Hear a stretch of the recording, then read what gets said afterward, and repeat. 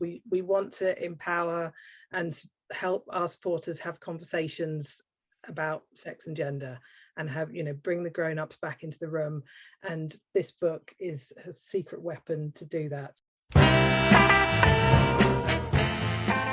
We're really excited to have Helen here for our first ever supporters event. So this is going to be a conversation between me and Helen.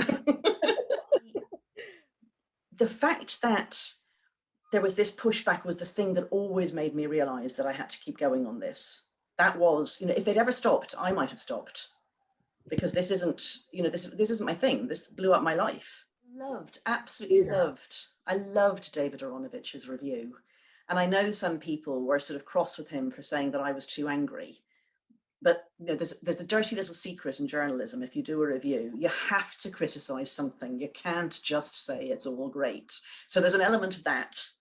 I mean, maybe he did think I was too angry, but actually he undercut that criticism straight away. Like the next sentence he said, but perhaps she wouldn't have been able to write it without that anger and, frankly, that bravery.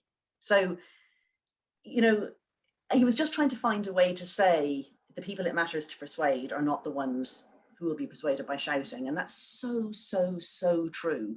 I know what I think. I know I don't think that people can change sex, but I also know that some other people think you can, or think that gender is more important. I've no massive interest in persuading them that they're wrong.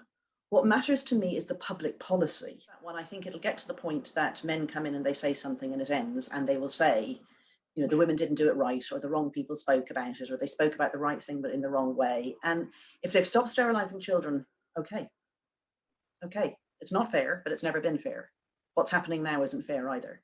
Just try and, wherever you can, turn these conversations around. And yes, if people want to support Helen's book, to go to our MPs and our representatives and other influential people, please help us do that. Thank you so much for inviting me, Maya. I'm really proud to have been your guest for the very first ever Sex Matters Roundtable.